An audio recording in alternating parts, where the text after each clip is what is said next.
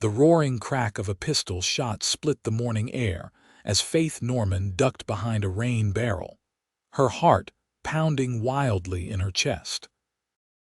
Not because of the gunfire, such sounds were common enough in Butte, Montana Territory in 1878, but because of the letter clutched in her trembling hands, its contents confirming what her missed monthly courses had already told her.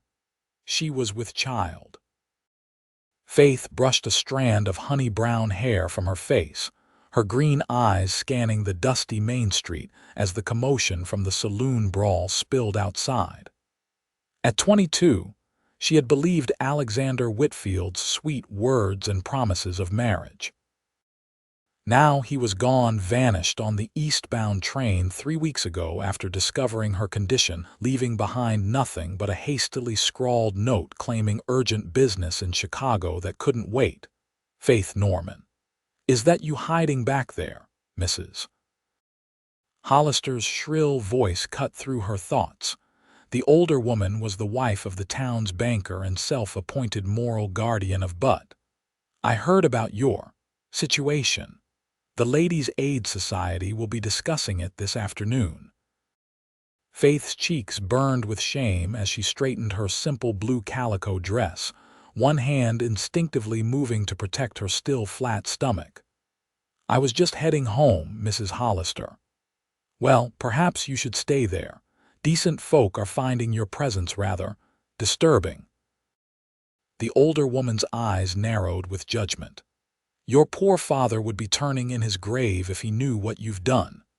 Faith bit her lip, fighting back tears. Her father, a respected miner who died in a cave in 2 years prior, had raised her alone after her mother's death in childbirth.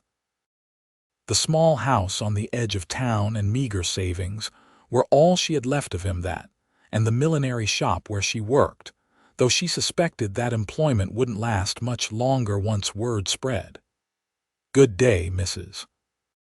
Hollister," Faith managed to say with what dignity she could muster, stepping around the woman and walking briskly toward her home. Behind her, she could hear the whispers beginning, could feel the stares like physical weight on her back. 3 months ago, she'd been respected as the hard-working daughter of a good man. Now, she was becoming the town scandal. The letter in her hand felt impossibly heavy. She had written to Alexander at the Chicago address he'd left, pouring out her fear and begging him to return. His reply had been brief and cruel. "I am betrothed to another. Do not contact me again. Handle your situation as you see fit." Faith reached her small house and closed the door, leaning against it and finally allowing the tears to fall. What was she to do? Unwed mothers faced few options in Montana Territory, especially ones whose families had no standing or wealth to shield them from scandal. As her tears subsided, Faith straightened her shoulders. She would not be broken by this. Tomorrow she would face whatever came, but tonight she needed to think. Unbeknownst to Faith, a tall figure on horseback watched her house from a distance, his eyes thoughtful beneath the brim of a well-worn hat. Garrett Griffin adjusted his position in the saddle, absently patting the neck of his chestnut gelding. At 28, he had spent the last decade working cattle, breaking horses, and drifting from ranch to ranch across the Montana Territory. 6 months ago, he'd taken a position as foreman at the Rockingham Ranch outside Butte, drawn by the steady work and fair wages offered by the aging owner, Henry McAllister. Garrett had seen Faith Norman around town plenty of times. He'd admired her quiet dignity and the gentle way she had with the children who came into the millinery shop where she worked. He'd even tipped his hat to her once or twice, earning a shy smile in return. But he'd never spoken more than a few passing words to her. The talk had reached the ranch by midday, scandalous whispers about Faith Norman's condition and Alexander Whitfield's abandonment. Garrett had listened silently, his jaw tightening as the ranch hands speculated crudely about what would become of her. When one suggested she might end up working at Lola's place, the brothel at the edge of town, Garrett had silenced him with a look that could freeze water in July. Now, as dusk settled over Butt, he wasn't entirely sure why he'd ridden into town. He had no right to interfere in her troubles. But something about the whole situation gnawed at him, the injustice of it, the cruelty of how quickly people turned on one of their own. With a soft click to his horse, Garrett turned away. Tomorrow, perhaps, he would find a way to offer help without causing more talk. For now, he would let her have her peace. The next morning dawned bright and clear, a mockery of Faith's dark mood. She dressed carefully in her most modest dress, a high-necked brown woolen garment that had belonged to her mother. Today she would go to the millinery shop and face whatever awaited her there. Mrs. Beaumont, the shop owner, was waiting when Faith arrived. The older woman's expression was a mixture of disappointment and resignation. "Faith, dear," she began, wringing her hands, "you know how fond I am of you." Faith's stomach clenched. "Yes, Mrs. Beaumont, but I simply cannot have this situation associated with my business. The ladies of Butt are very particular about where they purchase their hats." Faith nodded stiffly, having expected nothing less. "I understand. Shall I work out the week?" Mrs. Beaumont looked pained. "I think it best if today is your last day. I'll pay you through the end of the month, of course." By midday, word had spread throughout but that Faith Norman had been dismissed from the millinery shop. As she walked home, she felt the stares intensify, heard the whispers grow louder. Outside the general store, a group of women fell silent as she approached, their faces masks of righteous disapproval. "Miss Norman." Faith turned at the deep voice behind her, startled to find herself face to face with Garrett Griffin, the Rockingham foreman. She knew him by sight, most women in Butt did. Tall and broad-shouldered, with dark hair and striking blue eyes, he cut an impressive figure atop his chestnut horse. "Mr. Griffin," she acknowledged, wondering why the ranch foreman would address her directly. They had exchanged perhaps a dozen words in all the time she'd lived in Butt. He dismounted smoothly, removing his hat as he approached her. "I wonder if I might have a word with you." Faith glanced around nervously. They were in the middle of the street, in full view of half the town. "This isn't a good time, Mr. Griffin." His eyes, kind but determined, met hers. "I know about your situation, Miss Norman, and I'd like to help if you'll allow it." Faith felt her cheeks flush with embarrassment and anger. "My situation, as you call it, is not a matter for public discussion. Good day." She turned to leave, but his voice stopped her. "I'm not offering out of pity, and I'm not interested in town gossip." Something in his tone made her pause. "What are you offering, then?" "A solution. But not here." He gestured toward his horse. "Would you walk with me? Just to the edge of town. We can speak privately there." Every instinct told Faith to refuse, to hurry home and lock her door against the world's judgment. But there was something in Garrett Griffin's steady gaze that gave her pause a solidity, a trustworthiness she rarely encountered. "Very well," she agreed cautiously, "but only to the edge of town." They walked in silence, Garrett leading his horse beside them, providing a buffer between Faith and the curious stares of townspeople. When they reached the outskirts of Butt, where the main road began its winding path toward the distant ranches, he stopped. "I know this is forward of me," he began, his voice low and serious, "but I'd like to offer you marriage." Faith blinked in astonishment. "I beg your pardon, marriage," he repeated calmly. "I have a good position at the Rockingham with a foreman's cabin and steady wages. I can provide for you and your child." Faith took a step back. "Mr. Griffin, we barely know each other. Why would you?" "I know enough," he interrupted gently. "I know you're a good woman in a terrible situation. I know this town will make your life unbearable. And I know that child deserves a name and a father." "But it isn't your child," Faith protested, still stunned by his proposal. Garrett's expression remained steady. "No, but it could be, as far as anyone else needs to know. We could say we married quietly before it became evident." Faith studied his face, searching for signs of mockery or ulterior motives. Finding none, she asked the question burning in her mind. "Why would you do this for me? What do you gain?" For the first time, Garrett looked uncomfortable. "I've been alone a long time, Miss Norman. The life of a ranch foreman isn't conducive to finding a wife. I've always wanted a family." He paused, then added quietly, "And I couldn't stand by and watch you suffer when I could offer a solution." Faith felt tears threaten again, but this time from a complicated mixture of gratitude and uncertainty. "I don't know what to say." "You don't need to answer now," Garrett said, placing his hat back on his head. "Think about it. I'll come by your house tomorrow morning for your answer." Before she could respond, he mounted his horse in one fluid motion. Looking down at her, he added, "Whatever you decide, your secret is safe with me." Faith watched him ride away, his straight back and broad shoulders silhouetted against the setting sun, her mind reeling from the unexpected turn of events. That night, Faith paced her small house, weighing her options. They were painfully few. She could try to leave seek work in another town, but as her condition became evident, she would face the same judgment elsewhere. She had too little money to travel far and no family to take her in. She could stay and endure the town's scorn, but what kind of life would that be for her child? Garrett Griffin's offer hung in her mind like a lifeline. He seemed honest, hardworking, and kind. But marriage to a near stranger. She would be placing her life and her child's future entirely in his hands.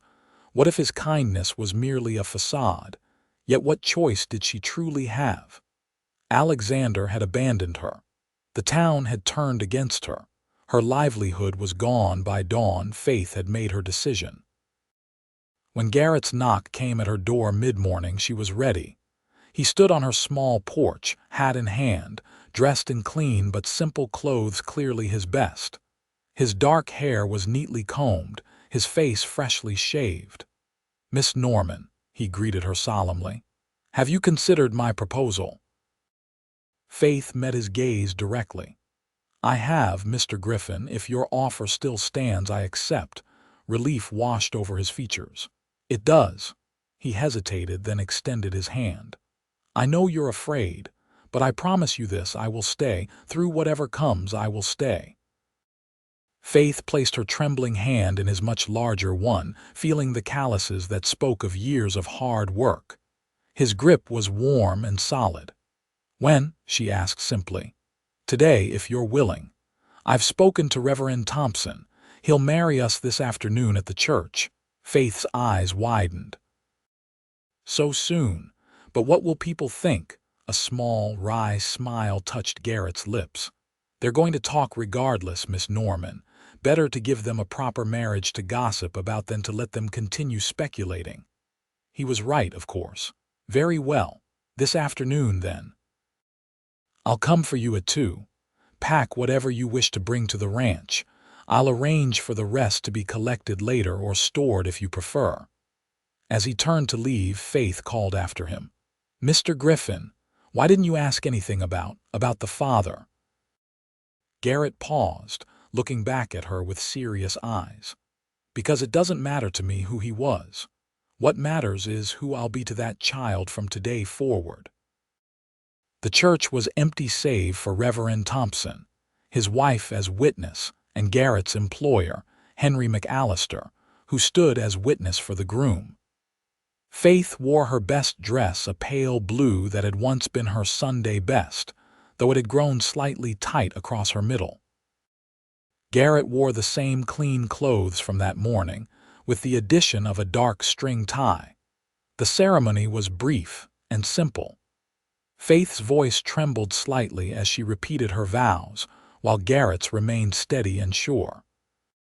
When the Reverend pronounced them man and wife, Garrett gently squeezed Faith's hand before bringing it briefly to his lips. Outside the church, Henry McAllister shook Garrett's hand vigorously. "Never thought I'd see the day you settled down, Griffin," the rancher said with a grin. "But you've chosen well." He tipped his hat to Faith. "Mrs. Griffin, you're welcome at the Rockingham. Garrett's the best foreman I've had in 20 years. "Thank you, Mr. McAllister," Faith murmured, still struggling to absorb that she was now Mrs. Griffin, a married woman, no longer alone in her predicament. Garrett had brought a wagon into town, and Faith's few possessions were quickly loaded. As they prepared to depart, Reverend Thompson's wife pressed a small bundle into Faith's hands. "A few preserves and some bread for your new home," the older woman said kindly. "And Faith, not everyone in town believes the worst of you. Remember that." Tears threatened again as Faith thanked her. Then Garrett was helping her onto the wagon seat, and they were leaving Butt behind, heading toward the Rockingham Ranch and her new life. They traveled mostly in silence, the steady clop of the horses' hooves and creak of the wagon filling the space between them. Faith's mind raced with questions about what awaited her, about this man who was now her husband in name but remained largely a stranger. "The ranch is about 10 miles out," Garrett said finally, breaking the silence. "We should be there before sunset." Faith nodded, gathering her courage. "Mr. Griffin, Garrett," he corrected gently. "I think you should call me Garrett now, Garrett," she amended. I want to thank you for what you've done. I know this isn't what you imagined for your life." He kept his eyes on the road ahead. "Maybe not, but it's a good thing all the same." After a pause, he added, "The foreman's cabin isn't grand, but it's solid. 2 rooms and a good roof. I built on a lean-to kitchen last year." "I'm sure it will be fine," Faith assured him, wondering what this strange marriage would truly be like. Would he expect? She blushed at the thought. They hadn't discussed such intimate matters. As if reading her thoughts, Garrett cleared his throat. "Faith, I want you to know that I don't expect. That is, I understand this is an unusual arrangement. I'll not press you for anything you're not comfortable with." Faith's blush deepened, but relief flooded through her. "Thank you," she whispered. The Rockingham Ranch came into view as they crested a rolling hill, a sprawling property with a large main house, several outbuildings, a substantial barn, and corrals filled with horses. In the distance, cattle dotted the grasslands that stretched toward the mountains. Garrett guided the wagon past the main buildings toward a small cabin, set a short distance from the main house.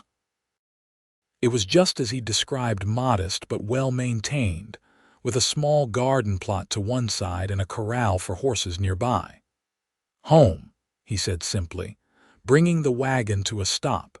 As Faith looked at the cabin, she was struck by how neat it was for a bachelor's dwelling. Smoke curled from the chimney, and she realized someone must have prepared for their arrival. Garrett helped her down from the wagon, then carried her trunk inside. Faith followed hesitantly, unsure what awaited her. The interior was simple but comfortable, a main room with a stone fireplace, a wooden table with 4 chairs, a small sofa covered with a woven blanket, and a few shelves holding books. Through an open door, she glimpsed a bedroom with a large bed covered in a patchwork quilt. "Mrs. McAllister sent over some stew," Garrett explained, gesturing to a covered pot warming by the fire. "And she had the women help ready the place. They put fresh linens on the bed and stocked the pantry." Faith was touched by this unexpected kindness. That was thoughtful of her. "The McAllisters are good people," Garrett said, setting down her trunk. "Henry's wife, Margaret, is especially eager to meet you. She says she's been trying to get me married off for years." A small laugh escaped Faith before she could stop it, the first in what felt like ages. Garrett's eyes warmed at the sound. "I'll unload the rest of the wagon while you get settled," he said. "Make yourself at home, Faith. because that's what this is now, your home too."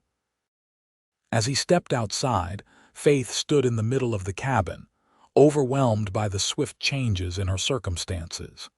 Yesterday, she had been a fallen woman facing society's scorn. Today, she was a respectably married ranch foreman's wife with a home and a future. But what kind of future would it be with a husband who was still a stranger? The first weeks of their marriage established a cautious routine. Garrett rose before dawn each day to begin his work on the ranch, returning mid-morning for the breakfast Faith prepared. He would come back for the noon meal, then work until sunset or later, depending on the ranch's needs. Faith kept the cabin immaculately clean, cooked their meals, and began cultivating the small garden. Garrett had arranged for her sewing machine to be brought from her old house, and she spent hours making curtains for the windows and mending his work clothes. They were unfailingly polite to each other, careful to maintain the boundaries Garrett had established that first day. He slept on the small sofa in the main room, insisting Faith take the bedroom. Each night as they bid each other good night, there was a moment of awkward tension, both aware of the unusual nature of their arrangement, neither quite knowing how to bridge the gap between them. Faith met Margaret McAllister when the rancher's wife came to visit a week after the wedding, bringing a basket of fresh eggs and offering neighborly advice about ranch life. To Faith's relief, the older woman made no mention of the hasty wedding or Faith's condition, treating her simply as Garrett's new bride. "I'm so pleased Garrett's finally settled down," Margaret said as they shared tea at the small table. "He's been like a son to Henry these past 6 months. Such a dedicated worker and honest as the day is long." "I'm still getting to know him," Faith admitted carefully. Margaret's kind eyes studied her face. "I imagine you are. Marriages of convenience aren't uncommon out here, you know. My own sister married a widower with 4 children after knowing him just a week." She patted Faith's hand. "The love often comes later, dear." Faith blushed, unsure how to respond. Was that what she wanted, to eventually love Garrett? The idea was both frightening and oddly appealing. As her 4th month of pregnancy progressed, Faith's condition became more evident. Garrett noticed but said nothing, maintaining his respectful distance. One evening, however, as Faith stretched to reach a high shelf, a small gasp of discomfort escaped her. Garrett was at her side instantly. "Are you all right?" "Yes, just a twinge," she assured him, her hand going instinctively to her growing belly. He hesitated, then asked, "Have you seen Doc Williams yet?" "For the baby?" Faith shook her head. "No, I wasn't sure how to go about it." "I'll take you into town tomorrow," Garrett decided. "You should be checked regularly." The next day they rode into Butte together, Faith sitting beside Garrett on the wagon seat. She was nervous about facing the town as Mrs. Griffin, unsure what reception awaited her. To her surprise, most people they encountered were polite, if reserved. The hasty marriage had raised eyebrows, certainly, but Garrett's respected position at the Rocking M and his straightforward manner seemed to deflect the worst of the gossip. Faith began to realize that her husband's standing in the community now shielded her from the scorn she had feared. Dr. Williams examined her in a private room while Garrett waited outside.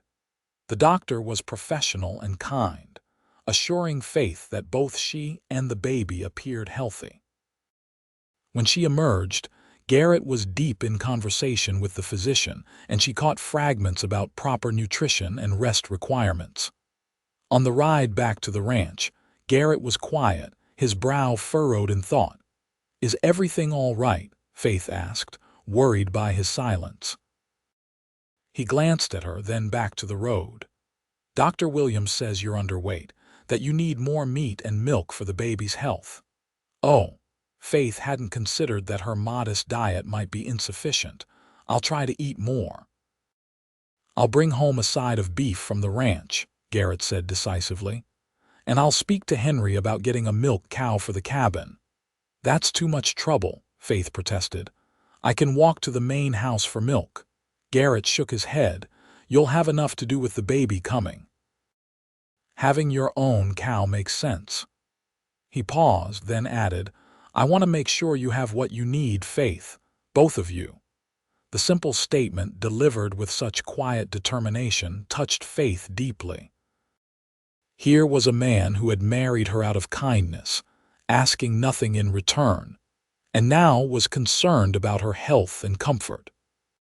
For the first time, she allowed herself to truly look at him, the strong profile, the capable hands holding the reins, the occasional strands of gray at his temples that belied his youth. "Thank you," she said softly, "for everything." His eyes met hers briefly, something warm flickering in their depths before he turned his attention back to the road. "You don't need to thank me, Faith. We're family now. Family." The word settled over Faith like a warm blanket. For so long, she had been alone, with only memories of her father for company. Now, unexpectedly, she had a husband and soon would have a child, a family of her own. That night, as they finished a simple supper, Faith found the courage to ask the question that had been on her mind for weeks. "Garrett, may I ask why you never married before? You must have had opportunities." He looked surprised by the question but considered it thoughtfully. "I suppose I did, though not many. I've been moving from ranch to ranch since I was 18, never staying in one place long enough to court properly." He took a sip of coffee. "And I wanted to be established before taking a wife, to have something to offer." "And now you do," Faith observed. "The foreman's position." "Yes." He studied her across the table. "What about you? Before Whitfield, were there others interested in you?" Faith tensed at the mention of Alexander's name. It was the first time either of them had directly referenced her child's father. "There were a few young men who came calling after my father died, but none I cared for particularly." She hesitated, then added quietly, "until Alexander. He was different, educated, with fine manners. He made me feel special." Garrett's jaw tightened almost imperceptibly. "He was a fool to leave you." The simple statement, delivered without a trace of judgment about her situation, brought unexpected tears to Faith's eyes. "Thank you for saying that. It's just the truth." Garrett stood, gathering their dishes. "You should rest. I'll clean up tonight." As Faith rose to retire to the bedroom, she paused beside him. Following an impulse she didn't fully understand, she stood on tiptoe and placed a gentle kiss on his cheek. "Good night, Garrett." His eyes widened in surprise, and for a moment neither moved. Then he smiled, a real smile that transformed his usually serious face. "Good night, Faith." As autumn progressed into winter, the mountains surrounding Butte were dusted with snow, and the air grew sharp with cold. Faith's pregnancy advanced, her body changing daily as the child within her grew. To her surprise and gratitude, Garrett proved attentive to her increasing discomfort, bringing home a rocking chair he'd traded for with one of the ranch hands and building shelves within easy reach so she wouldn't have to stretch. Their evenings developed a comfortable rhythm. After supper, Garrett would often read aloud from one of his books while Faith sewed or knitted small garments for the baby. Sometimes they simply talked, gradually revealing the stories of their lives to each other. Faith learned that Garrett had been orphaned at 16 when influenza took both his parents within days of each other. With no other family, he'd worked odd jobs until finding employment with a cattle outfit, where he discovered his affinity for ranch work and horses. "I taught myself to read properly using my father's Bible," he told her one evening. "Later, when I could afford it, I'd buy a book in whatever town we were near. Reading got me through a lot of lonely nights on the trail." In turn, Faith shared stories of growing up as a miner's daughter, of her mother's death when Faith was just a baby, and of her father's devotion to raising her alone. "He taught me to be strong," she said softly, "to face whatever came with dignity." "He'd be proud of you," Garrett assured her. "You faced more than your share with remarkable courage." As December arrived, bringing heavier snows and bitter cold, the baby grew increasingly active. One evening as they sat by the fire, Faith gasped, her hand flying to her belly. "What is it?" Garrett asked, instantly concerned. "The baby," Faith explained, a look of wonder on her face. "It's kicking so strongly tonight." Garrett set aside his book, his expression curious but hesitant. Faith recognized his interest and made a decision. Reaching out, she took his hand and gently placed it on her rounded abdomen. For a moment, nothing happened. Then the baby kicked again, a firm movement against Garrett's palm. His eyes widened in amazement. That's something," he breathed, his voice filled with awe. "It is, isn't it?" Faith agreed, watching his face. Garrett kept his hand in place, feeling another kick, then another. A slow smile spread across his features, not the reserved smile he usually offered, but something open and joyful. "Hello there, little one," he said softly to her belly. "You're quite strong already." The intimate moment stretched between them, Garrett's hand warm against her through the fabric of her dress. When he finally withdrew it, something had changed, a barrier crossed, a new understanding reached without words. That night, Faith lay awake longer than usual, thinking about the man sleeping on the sofa in the next room. Over the past months, her feelings toward Garrett had evolved from cautious gratitude to genuine respect and affection. She valued his steadiness, his quiet strength, his unfailing consideration for her needs. Was this love beginning to grow between them? Or merely the natural fondness of two people sharing a life and facing a significant event together? She didn't have an answer yet, but for the first time, Faith allowed herself to hope for more than the practical arrangement they had begun with. Christmas approached, bringing a brief thaw in the weather. Faith, now in her 7th month and moving more slowly, had secretly been working on a gift for Garrett, a warm scarf knitted from the finest wool she could afford, in a deep blue that matched his eyes. 3 days before Christmas, Faith was alone in the cabin when a sharp pain gripped her abdomen. She gasped, clutching the edge of the table until it passed. False labor, she told herself. Dr. Williams had warned her these might occur, but when a second, stronger pain followed 20 minutes later, Faith grew concerned. It was too early for the baby to come, much too early. Garrett was out with the hands moving cattle to sheltered pastures and wouldn't return until evening. Faith tried to remain calm, breathing deeply as a third pain struck. When it passed, she wrapped herself in her warmest shawl and stepped outside. The main house was nearly a quarter-mile away, but Margaret McAllister would know what to do. The cold air bit at her face as Faith made her way slowly along the path, one hand supporting her belly. She had covered perhaps half the distance when another pain doubled her over, this one accompanied by a warm gush of fluid down her legs. "No," Faith whispered, fear gripping her. "Please, not yet." She tried to continue toward the main house, but her legs felt weak, and the world began to spin around her. The last thing she remembered was the sound of hoofbeats approaching rapidly, and Garrett's voice calling her name.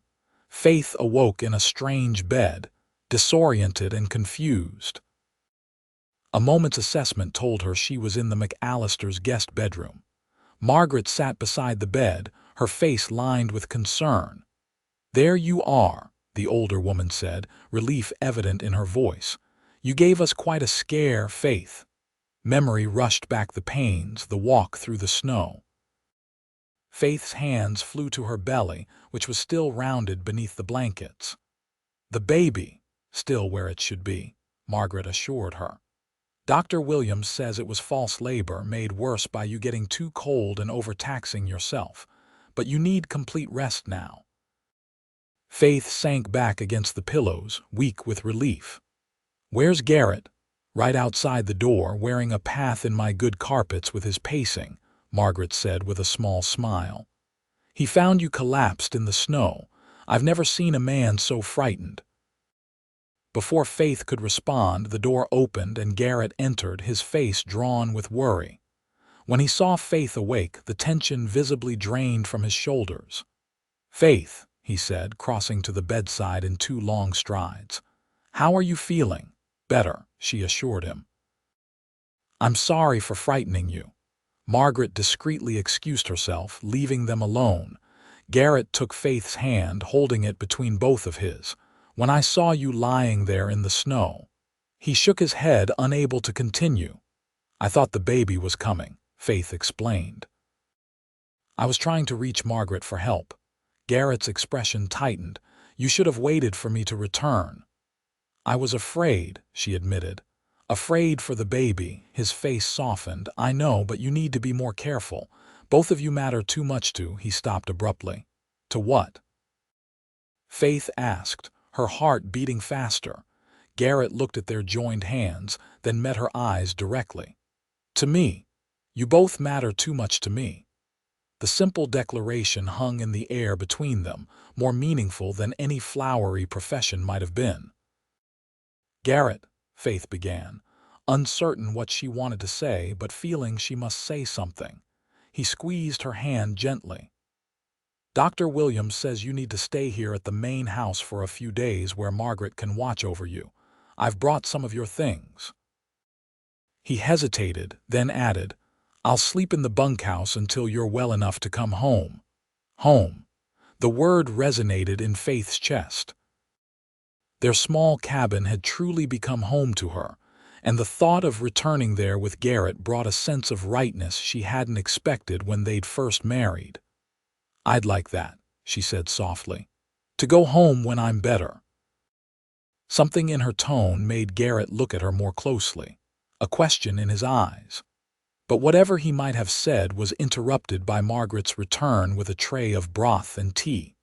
Faith remained at the McAllister house for 4 days, regaining her strength under Margaret's motherly care.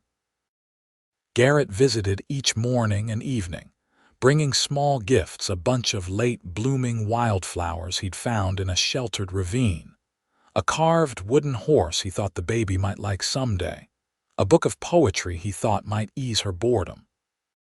Each visit strengthened the connection between them, their conversations flowing more easily, their silences comfortable rather than awkward. On Christmas Eve, when Dr. Williams finally declared Faith well enough to return to the cabin, Garrett came for her with the wagon padded with extra blankets against the cold. The cabin, when they arrived, was warm and welcoming. Garrett had decorated it in her absence. Pine boughs adorned the mantel, and a small fir tree stood in the corner, trimmed with paper stars and ribbon. Garrett, Faith breathed, taking in the festive scene. It's beautiful. He looked pleased but embarrassed by her reaction. I wanted to make it special. Your first Christmas here. Our first Christmas, Faith corrected gently. That evening they exchanged their gifts by the fire. Faith presented Garrett with the blue scarf, which he immediately wound around his neck, declaring it the finest he'd ever owned. His gift to her was a silver locket on a delicate chain. Open it, he urged. Inside was a tiny likeness of her father, carefully cut from the only photograph Faith possessed of him. Tears filled her eyes at the thoughtfulness of the gift. How did you? I took the photograph to a jeweler in Butte while you were at the McAllisters, Garrett explained. I thought you might want your father close when the baby comes. Faith was too moved to speak. Instead, she rose from her chair and went to Garrett, who stood to receive her. Without hesitation, she wrapped her arms around him as best she could with her rounded belly between them. Thank you, she whispered against his chest. It's perfect. Garrett's arms encircled her carefully, one hand resting lightly on her back. They stood that way for several long moments, the fire crackling beside them, the weight of unspoken emotions filling the space between their hearts. When Faith finally drew back slightly, she found Garrett looking down at her with an expression she'd never seen before, a tender vulnerability that made him appear younger, less certain than the steadfast man she'd come to know. "Faith," he said softly, "I know our marriage didn't begin in the usual way, but I want you to know that I—" He paused, searching for words. "I care for you, deeply, more than I expected to." Faith's heart pounded in her chest. "I care for you too, Garrett." His hand came up to gently touch her cheek. "I'd like us to be a real family, not just in name but in truth. If you want that too." "I do," Faith whispered, realizing as she spoke that it was entirely true. Somewhere along the way, her feelings for this good, steady man had deepened into something she could now recognize as love. Garrett's eyes darkened with emotion. Slowly, giving her every chance to pull away, he lowered his head and brushed his lips against hers. The kiss was gentle, questioning, a beginning rather than a demand. When he drew back, Faith reached up to touch his face, tracing the strong line of his jaw with trembling fingers. "I think perhaps we should rearrange our sleeping arrangements," she said softly. A slow smile spread across Garrett's face. "Are you sure?" Faith nodded, "very sure." That night, they shared the bed for the first time as husband and wife, Garrett holding Faith tenderly in his arms as they spoke quietly of their hopes for the future and the child that would soon join their family. January brought heavy snows to the Montana territory, blanketing the Rockingham Ranch in white drifts that sometimes reached the windowsills of the small cabin. Faith, now in her 8th month, moved carefully around their home, her body heavy with the child that would soon arrive. Garrett insisted on doing the more strenuous chores, bringing in wood and water, braving the snow to feed the milk cow that now resided in the small barn behind their cabin. Despite Faith's protests, he even took over much of the cooking, claiming she needed her rest. Their new closeness deepened with each passing day. Faith discovered that behind Garrett's quiet exterior lay a man of deep feelings and surprising tenderness. In the privacy of their home, he spoke freely of his hopes and occasional fears, sharing parts of himself he had long kept hidden from others. In turn, Faith gradually opened up about the pain of Alexander's betrayal, the fear she had felt upon discovering her pregnancy, and her gratitude for Garrett's intervention in her life. "I was so afraid," she confessed one evening as they lay in bed, Garrett's hand resting protectively on her belly. "Not just of what people would say, but of facing it all alone." "You're not alone now," Garrett reminded her, pressing a gentle kiss to her forehead, "and you never will be again." As February arrived, the final preparations for the baby were complete. A cradle that Garrett had secretly commissioned from a carpenter in but stood ready in the bedroom. Tiny garments that Faith had sewn were folded neatly in a chest, and a special shelf held supplies that Dr. Williams had recommended. On a cold morning in mid-February, Faith woke to a familiar cramping sensation. This time, however, she recognized it for what it was: true labor beginning. She lay still for a moment, gathering her courage before waking Garrett. "It's time," she told him quietly when his eyes opened. "The baby's coming." Garrett was instantly alert, sitting up and reaching for his clothes. "Are you certain? It's not like before." Faith shook her head as another contraction tightened across her abdomen. "No, this is different, stronger." Despite her reassurances that first babies often took their time arriving, Garrett insisted on riding immediately to fetch Dr. Williams from Butt. Before leaving, he helped Faith into a comfortable chair by the fire and made sure everything she might need was within reach. Margaret will be here soon, he promised, pressing a kiss to her lips. I told one of the hands to fetch her right away. I'll be back with the doctor as quickly as I can. Faith nodded, touched by his concern. We'll be fine, Garrett. Go now before the snow gets deeper. The hours that followed were a blur of increasing pain for Faith. Margaret arrived shortly after Garrett's departure, bringing her experienced presence and calm reassurance. As Faith's labor progressed, the older woman prepared the bedroom and heated water, her competent hands a comfort in Garrett's absence. By mid-afternoon, Faith's pains were coming regularly and with increasing intensity.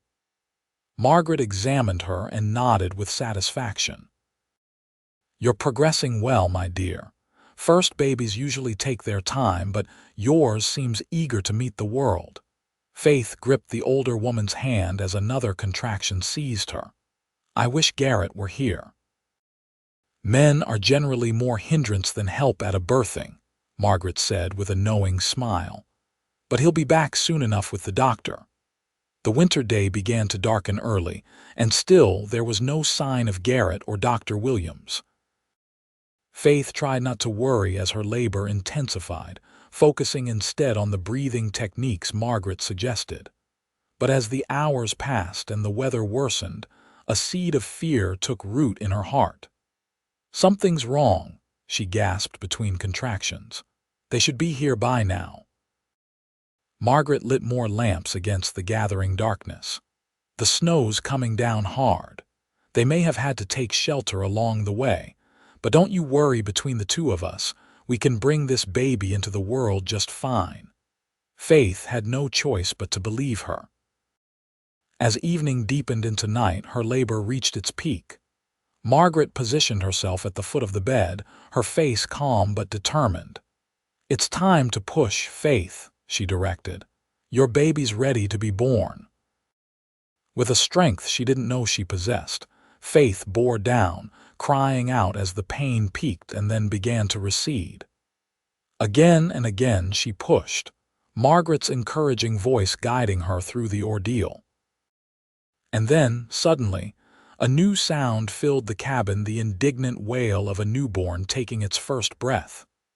A boy, Margaret announced triumphantly, lifting the squalling infant for Faith to see. A fine, strong boy. Tears of joy and exhaustion streamed down Faith's face as Margaret quickly cleaned the baby and wrapped him in a soft blanket before placing him in Faith's arms.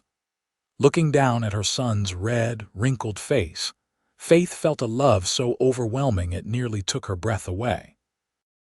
"Hello, little one," she whispered, counting his fingers and toes, marveling at the perfection of his tiny features. "I've been waiting so long to meet you."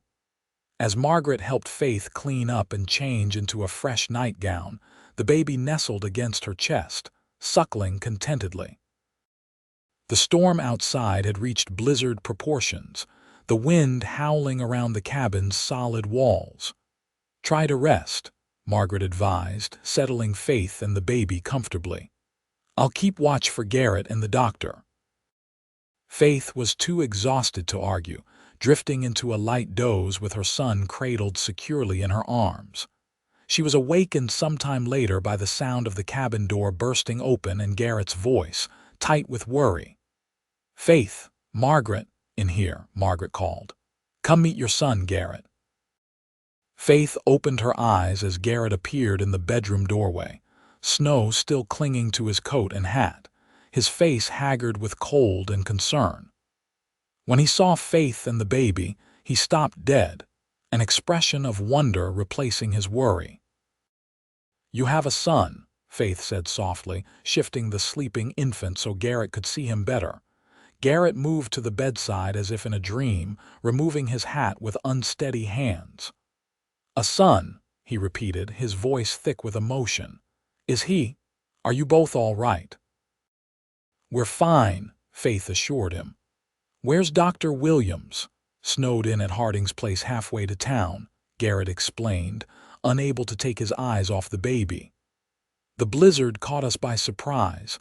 I tried to get back sooner, but—" His voice trailed off, and Faith could see how deeply it had distressed him to be absent during the birth. "You're here now," she said, reaching for his hand. "That's what matters." Margaret discreetly withdrew from the room as Garrett sat carefully on the edge of the bed, still staring in amazement at the infant. "He's so small." "Would you like to hold him?" Faith asked. Garrett looked momentarily terrified at the prospect. "I don't know how." "Like this," Faith demonstrated, then carefully transferred the baby into Garrett's arms. The sight of her strong, capable husband cradling her newborn son with such gentle awkwardness brought fresh tears to Faith's eyes. Garrett looked down at the infant with an expression of awe, tentatively touching one tiny hand with his fingertip. When the baby reflexively grasped it, Garrett's face transformed with a joy so pure it made Faith's heart ache. "What shall we name him?"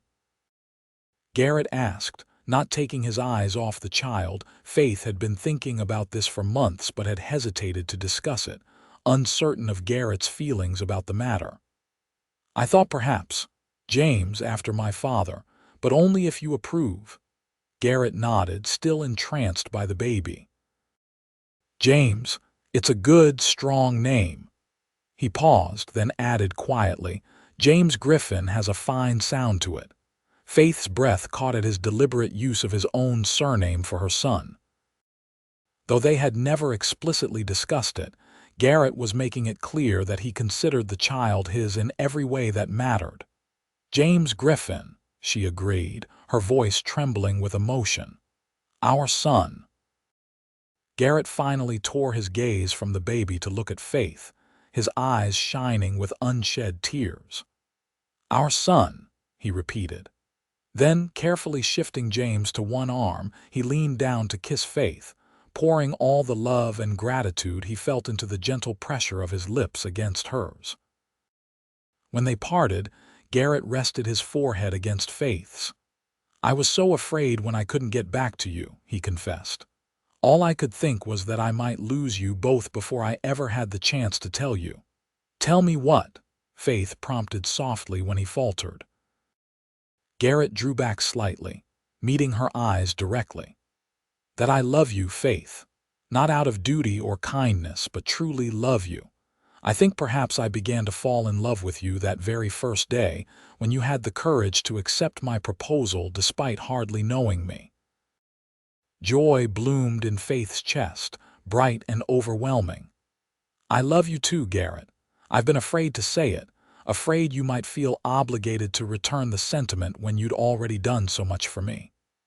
"There's no obligation in this," Garrett assured her, his voice husky with emotion. "Only the truth of what's in my heart." Baby James chose that moment to stir and let out a tiny, disgruntled cry. Garrett looked alarmed, but Faith laughed softly, taking the infant back into her arms. "He's hungry again, that's all."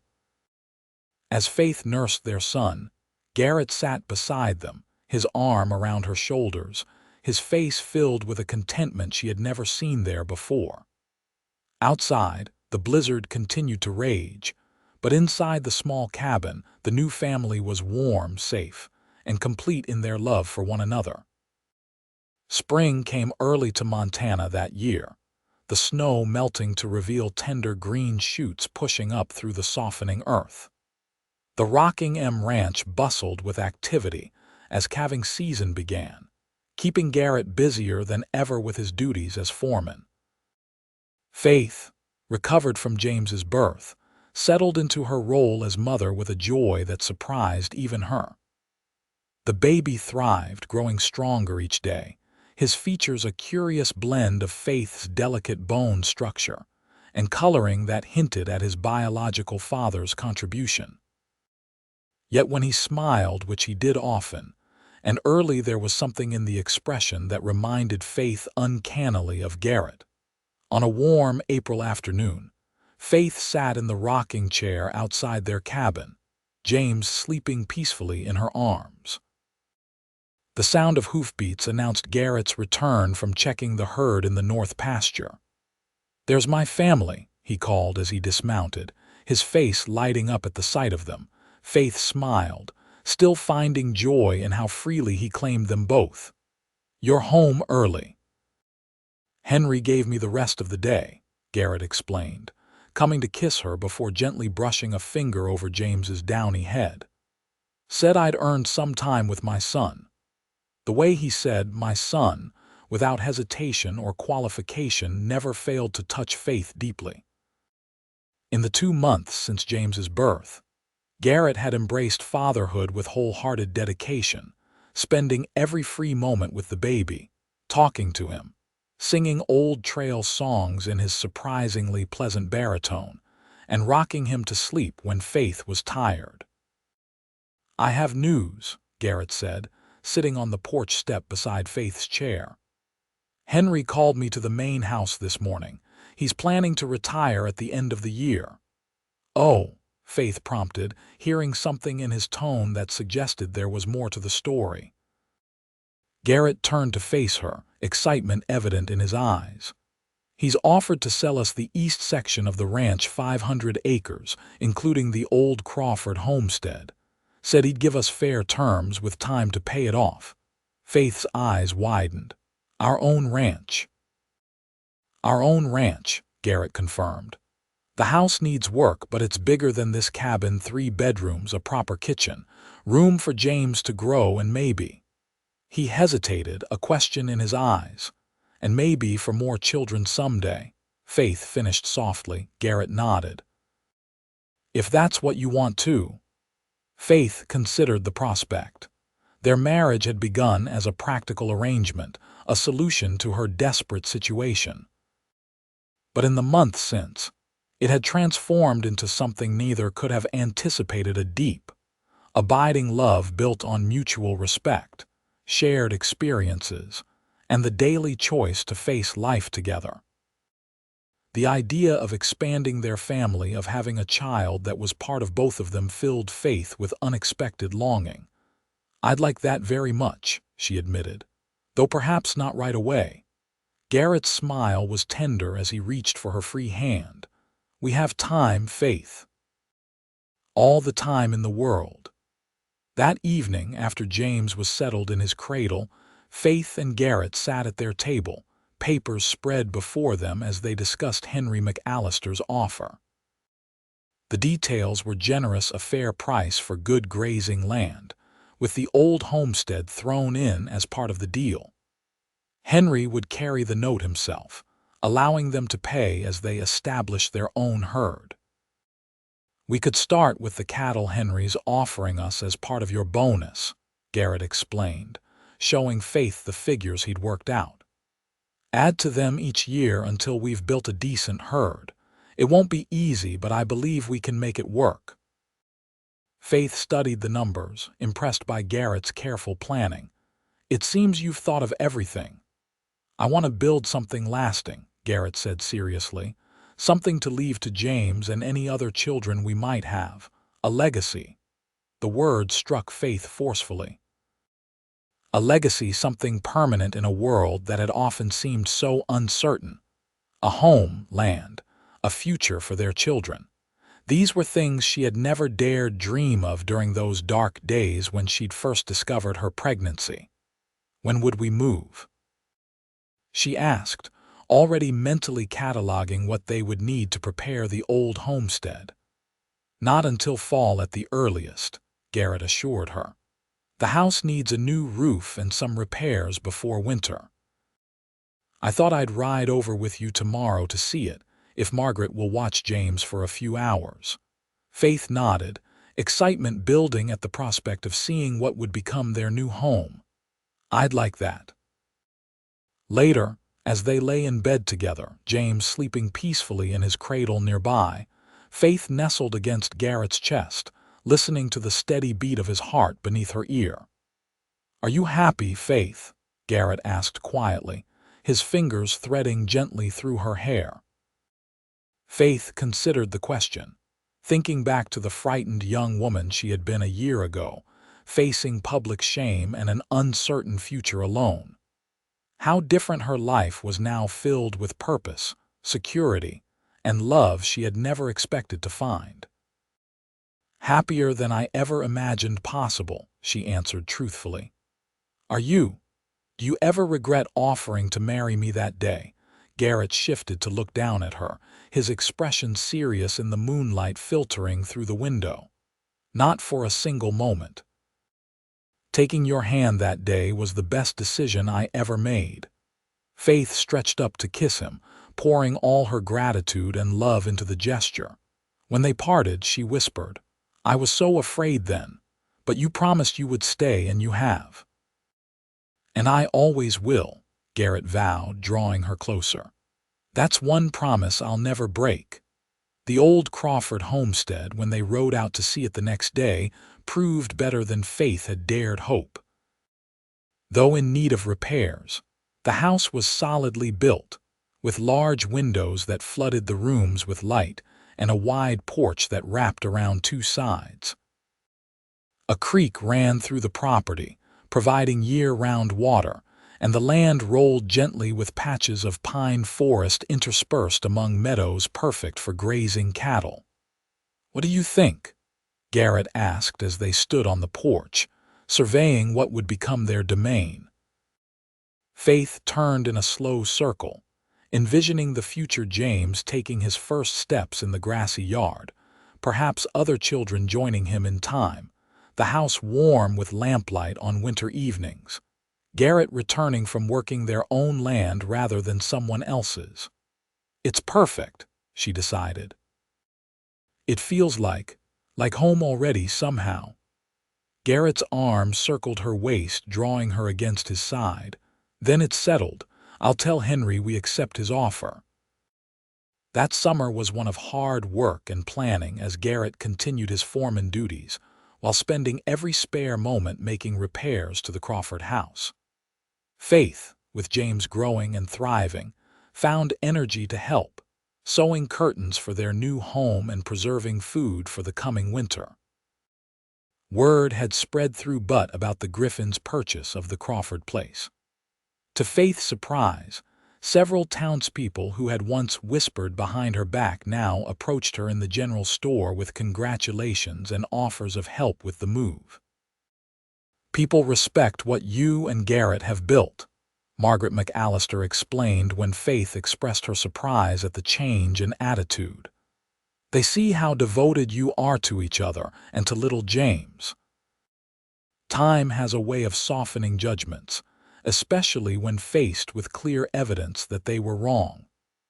By October, the Crawford house, which Faith and Garrett had decided to rename Griffin Ranch, was ready for their occupancy. The roof had been repaired, the chimney rebuilt, and the interior freshly painted. The day of their move dawned clear and cool, with a hint of the winter to come carrying on the breeze. Henry McAllister and several of the ranch hands helped transport their belongings from the foreman's cabin to their new home. By sunset, Faith stood in the doorway of what would be James's room, watching as Garrett carefully positioned the cradle that had been their son's first bed. "He'll need a proper bed soon," Garrett observed, straightening to survey the room. "He's growing so fast." "Yes," Faith agreed, thinking of how their baby, now 8 months old, was already trying to pull himself up to stand. "Everything is changing so quickly." Garrett came to stand beside her, his arm slipping around her waist in what had become a familiar gesture of closeness. "Change can be good. Very good," Faith agreed, leaning into his embrace. "I never imagined my life could change so completely in a year's time." That night, after settling James in his new room, Faith and Garrett stood on their porch, looking out over their land in the moonlight.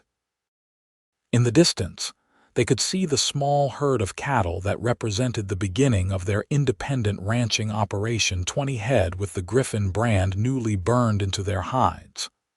"We should celebrate," Garrett suggested, pulling Faith into his arms. "This is a momentous day." Faith smiled up at him, struck anew by how handsome he was in the moonlight and how dear his face had become to her. "What did you have in mind?"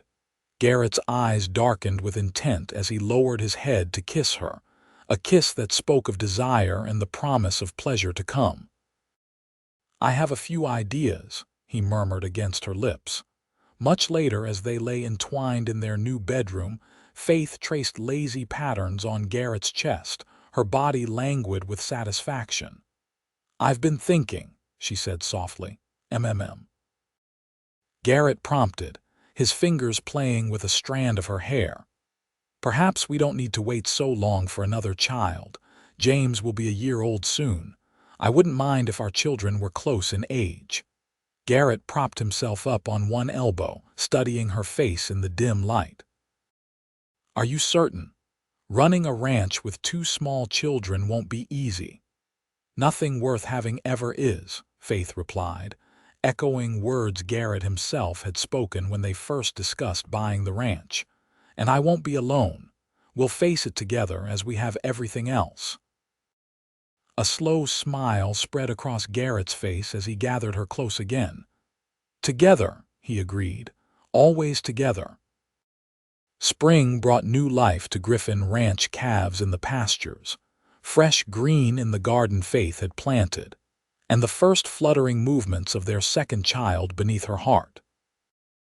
James, now walking confidently and beginning to form words, delighted in following his father around the ranch, solemnly observing Garrett's work with the cattle and horses.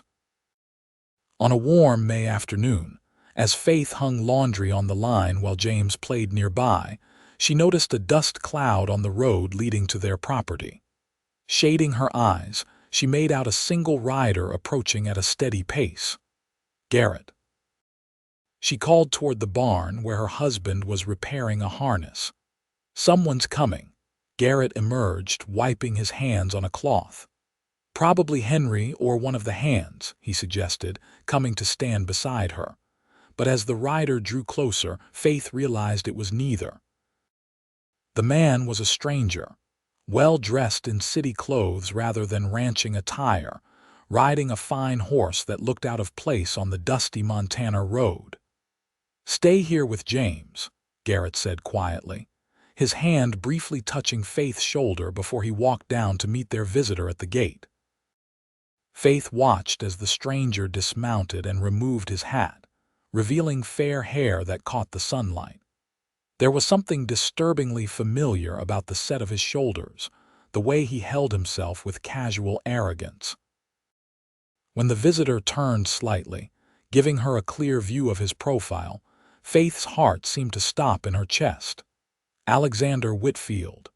Her hands instinctively cradled her slightly rounded abdomen as she watched Garrett and Alexander exchange words.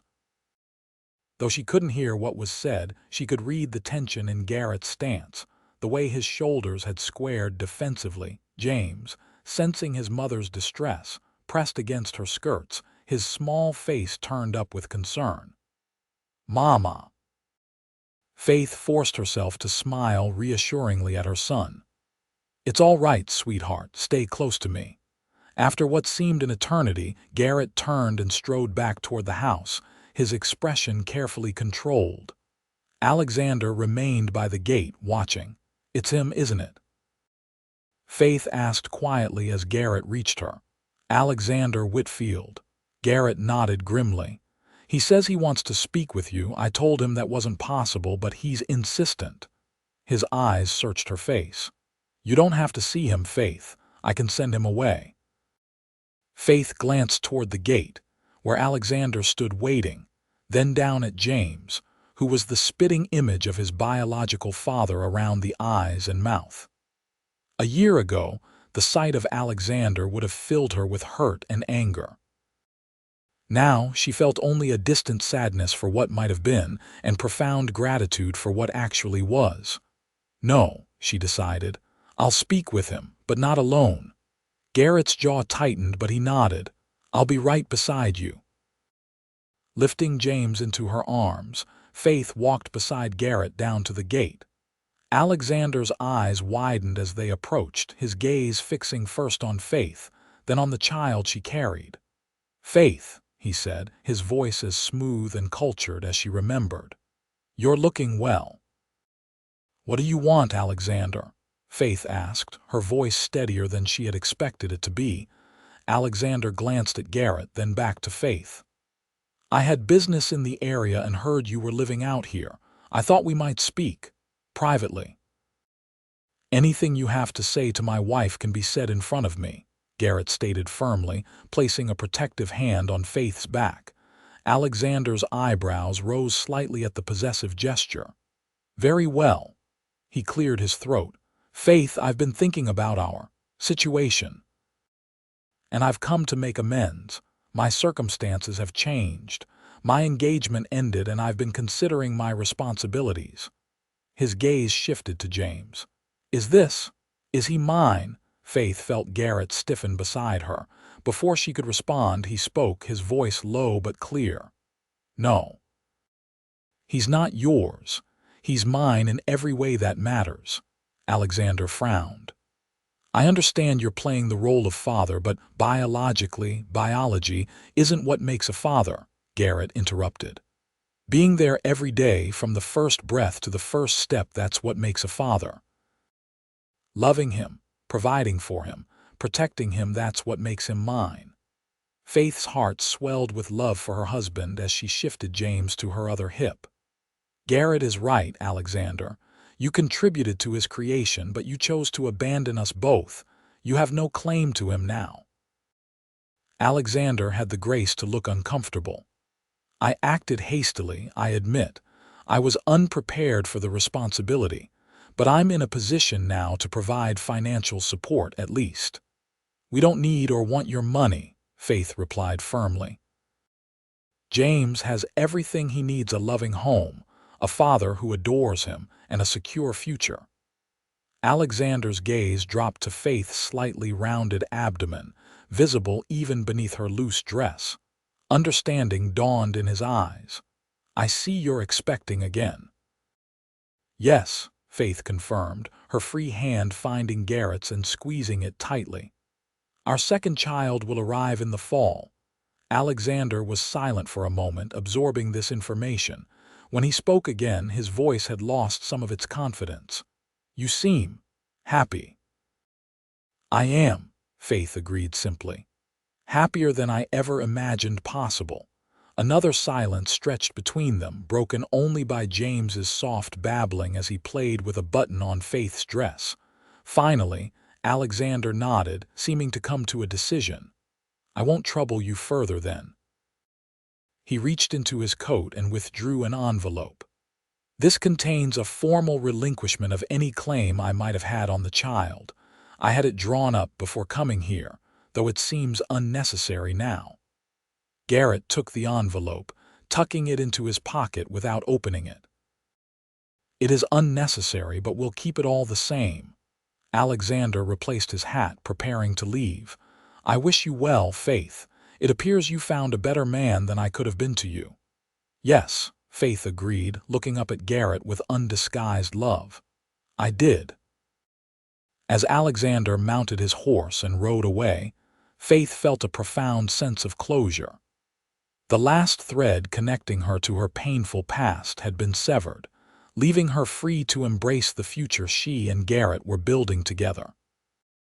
That night, after James was asleep, Faith and Garrett sat on their porch swing, watching the stars emerge in the darkening sky. Faith's head rested on Garrett's shoulder, his arm around her, his hand splayed protectively over her growing belly. Are you all right? Garrett asked softly. Seeing him again must have been difficult. Faith considered the question carefully. It was strange, she admitted, but not painful, not anymore. It was like looking at a road not taken, a road I'm profoundly grateful to have avoided. She tilted her head to look up at him. How about you? It couldn't have been easy meeting the man who was fool enough to abandon the most precious gift he could have been given, Garrett finished, pressing a kiss to her forehead. I almost feel sorry for him. He'll never know what he missed: the joy of being James's father, the privilege of being your husband. His hand moved gently over her rounded abdomen. The wonder of feeling our child grow beneath my palm. Faith shifted to face him more fully. "You've never once made me feel that James was any less yours than this baby will be," she said softly. "I want you to know how much that means to me." "James became mine the moment I first held him," Garrett said simply. "Just as you became mine the day you placed your hand in mine and agreed to be my wife." His eyes, dark and serious in the gathering dusk, held hers. "The circumstances that brought us together don't matter, Faith. What matters is that we found each other and that we choose each other every day." Faith reached up to touch his face, tracing the beloved features she knew as well as her own. "I would choose you 1,000 times over, Garrett Griffin." "And I you, Faith Griffin," he returned, lowering his head to capture her lips in a kiss that spoke of deep passion and abiding commitment, a kiss that promised forever. Beneath the vast Montana sky, on the porch of the home they had built together, their love stood as a testament to the power of second chances and the strength that comes from facing life's challenges hand in hand. In the years that followed, Griffin Ranch flourished under their care. Their second child, a daughter they named Margaret, after the woman who had been such a steadfast friend, arrived in October, followed 2 years later by another son, Thomas. James grew into a strong, thoughtful young man who looked to Garrett as the example of the man he wished to become. The people of Butte, who had once whispered behind Faith's back, came to respect and admire the Griffin family for their hard work, integrity, and the obvious love that bound them together. Few remembered or cared to recall the circumstances that had first brought Faith and Garrett together. On a golden autumn afternoon 15 years after their wedding, Faith stood on the porch of their ranch house, watching as Garrett taught 10-year-old Thomas to rope a practice steer in the yard. Nearby, 13-year-old Margaret sat sketching the scene, her artistic talents already evident, while James, now a tall young man of 16, mended tack with the competent hands of someone raised to ranch work. Looking at her family, the family she and Garrett had built from such unlikely beginnings, Faith was filled with a contentment so deep it bordered on reverence. From the darkest moment of her life had come this abundance of joy, this legacy of love that would endure long after they were gone. Garrett, catching her eye across the yard, paused in his lesson to smile at her, the same smile that had won her heart all those years ago, now deepened by the shared experiences of their life together. "I love you," he mouthed silently. "I love you too," she returned, her heart as full as it had ever been. The frightened young woman who had once hidden behind a rain barrel, clutching a devastating letter, was long gone.